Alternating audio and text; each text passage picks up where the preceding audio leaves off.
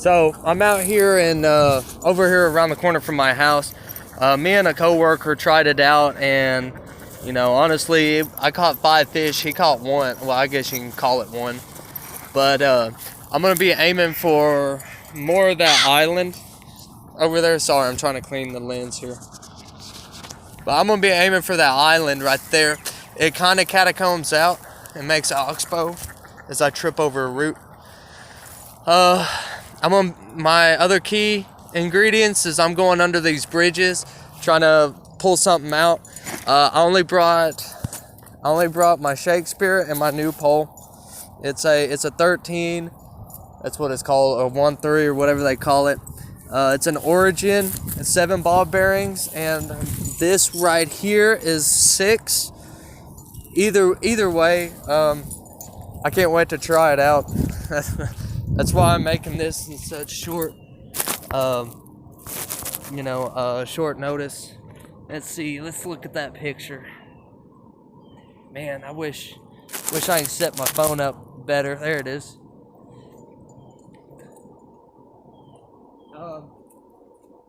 Since it's fall season, I'm gonna throw one of my top waters out.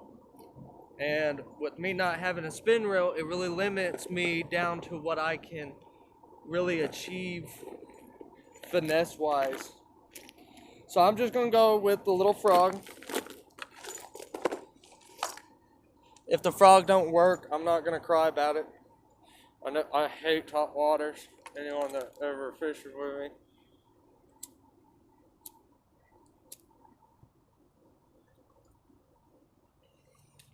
I told y'all I hate braid, and I'm fine with that. I hate braid to death, but right now I'm using spider wire. I'm using spider wire, and I think it's 30 pounds. It's gonna go with the 50, but that is just too thick, especially for this reel system and what I'm using it for. There's no such thing as a 50-pound bass. I can see a 25, and that's as far as it goes. Why I'm using braid with this frog or a topwater is because there's trees over there, and fluorocarbon or mono has a depends on the thickness, of course, and what you buy. But the recommendation for this reel is 12-pound mono, and I just don't want it to slip on this new spool, which I don't like. With my other, it's a 7-foot rod. It's a rod and reel combo. Like I said, I just picked up today. I'm just gonna kind of walk it in.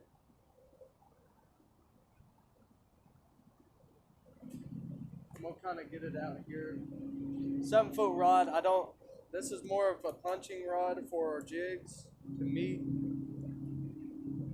What I'm gonna do.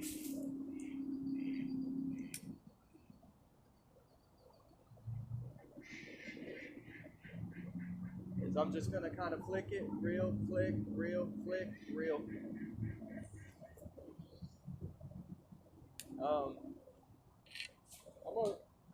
See, that's why I bought that, this braid here. But now I'm under that tree. That's a good spot for bass.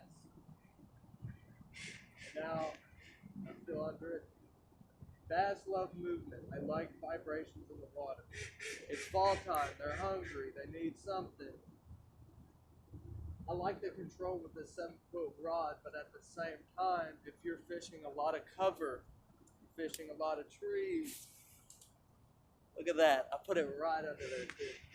If you're fishing a lot of trees, a lot of roots, you're bank fishing, you're not in the middle of the lake. But with a smaller rod, there's nothing wrong with that.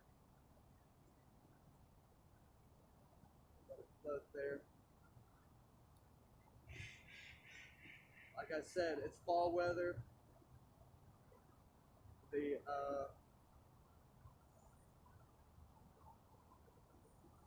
Wow, it's just not floating for me. I might have to switch to a different lure. These frogs are made to be weedless. I'm trying to. Okay, so right here, it's probably out of frame. There's a tree, and I'm trying my best to stay in frame and hit and miss that tree. Especially with this $100 rod and reel combo.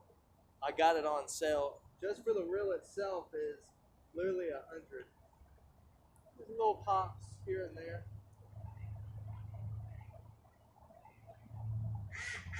You can even with these frogs, if you have a versatile frog, like my soft body here. Soft body. It's got, all the legs and stuff, of course. With this, you can even just drag it across the top. If you're not getting no reaction strides from this frog in mid-fall, then that's okay. Change your technique. Not every lake is going to be the same. And it might be a little too late to fish a frog. It's usually an early morning lure or a way late afternoon top water. And if it's just not working, that's fine. Not, it doesn't say on the box guaranteed to catch a fish.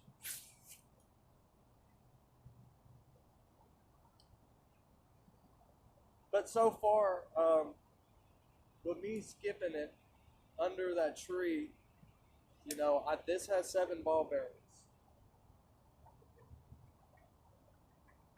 Well, it has 5 plus 1. Okay, so technically 6, but they'll say 5. I was kind of skeptical because the first rod I bought, man, it really put it out there. It literally threw it across the whole bank. I just want to see how it really cast. Compared to my Shakespeare, the whole handle and design of this is completely off track. Honestly, the Shakespeare is always worth my, Walmart brand, Branded Outdoors, whatever you want to call it. It's always one of my top favorites because it is cheap and it's six ball bearings for $30. As if you go to, I just don't see it doing it. Okay, so I'm gonna show you the skip one more time of how to get it under. That's my skip with this. But I'm also using the top water. I'm about to show you the difference. I'm gonna try to flick it. I'm gonna change up the techniques.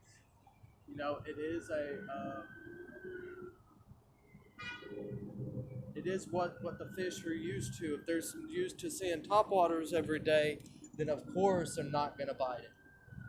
But if you show a different presentation of the same lure, and let's say everyone's dragging, just dragging that frog across the top, and let's say you're in see-through water, and you see the fish look at it and follow it, and then lose interest, halfway reeling it in.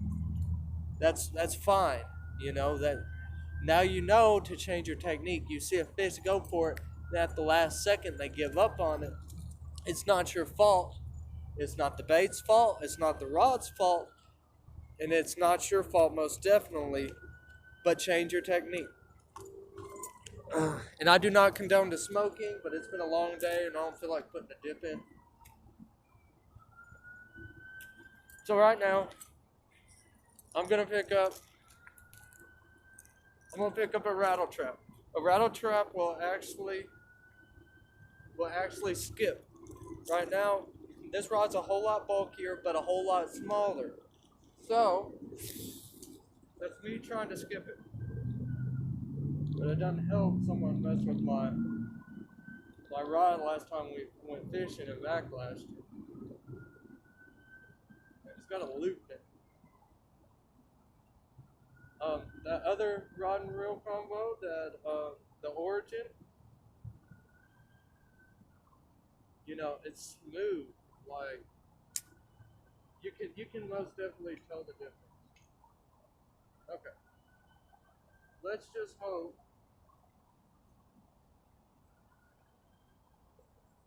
Even I can feel the difference. But this is it's not a bad rod and reel for the money that you throw at it. I'd rather create my own bait casting combo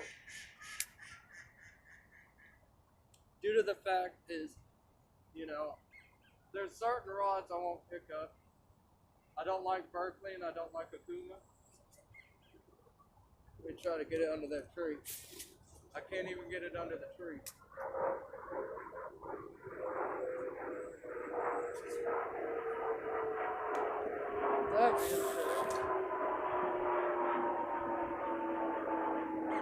That being said, you know what quality reel you're using just by throws. Okay. I can't skip it under this tree. Unless I had my spin reel, I can't skip it on the tree. The spool moves too fast and the brake system on this sucks. So, I'm going to throw it across to the other side. I'm going to reel in, but not too fast. I thought I had one.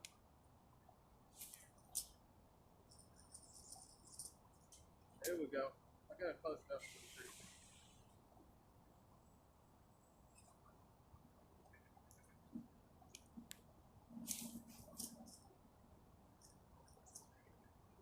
See, it won't, the short rod will not allow me to skip. Now, if I was using my 4-foot rod, or my 5-foot, then that's a different story. Come on, baby. If I lose this lure, I'm gonna be so mad because it has hung around all this time. There it goes. It has hung around all this time. So the versatility of this rod is not what I want it to be. But here's my skip again. I'm gonna kind of fish this frog too fast because it is getting dark, and if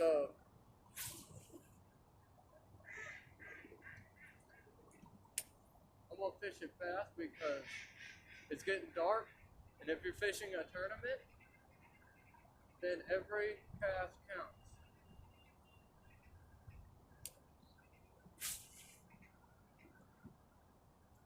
See, I'm landing it in the tree the whole time with this frog. I had to skip down earlier.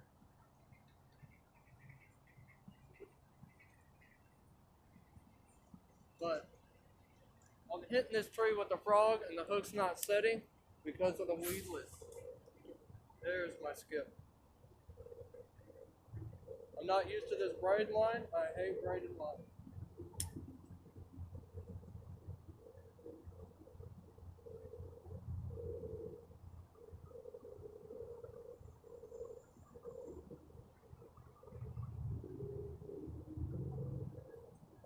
Try it again. But I'm gonna go the other way with it.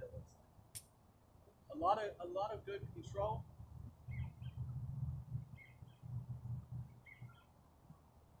It's a good medium rod. I don't know why I keep on buying right-handed rods, but I'm left-handed on my retrieval. That's not how it's supposed to look. Okay, so I'm gonna switch it up. I don't want to run a rattle trap because of all these stumps. Not because you're not supposed to. It's because I'm fishing a pond and I'm not fishing a lake. So whenever I need to go to the lake, if I need to go to the lake, I have this stuff. So that being said, I'm gonna switch to a jig. It's low light conditions.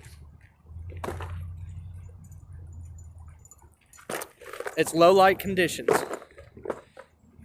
So with the low light condition, I want to throw something light. And the water is turned. And so what I want to do,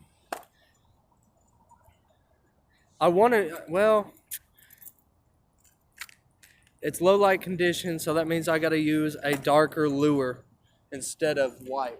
If it was a high visible day and it's 12 o'clock, then yes, I would be throwing white. I'm sorry, I'm kind of all, messed up because, I'm trying to get all this video in here. But what I'm throwing on is my sandstone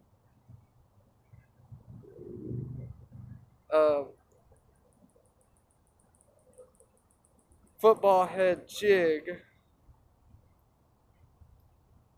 which means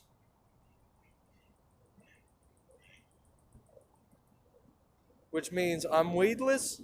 I also have a good looking pig. My cotton candy worm that I said I'm not gonna throw except for on this lure. I don't know if you can see it. Once again, I can skip it. I'll let it sink to the bottom first. I'll jig it. You can do it a couple ways. You can jig it to the side, let it sink, and keep on jigging it. Or I can yo-yo it, which means go straight up and down. Well, I can't really do it under this tree. Alright, let me try again here.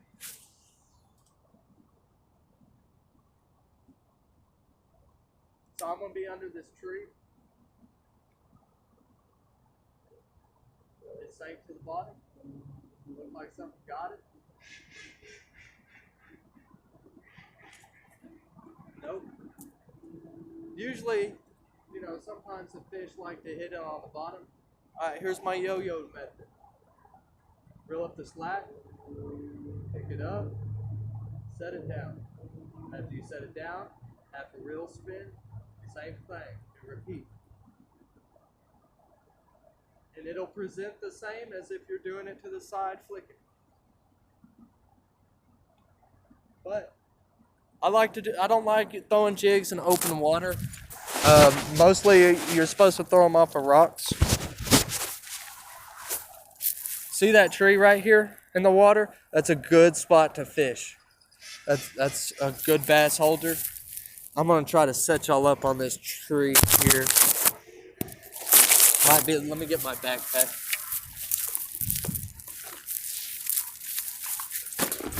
Like I said, I'm acting like I'm in a hurry, but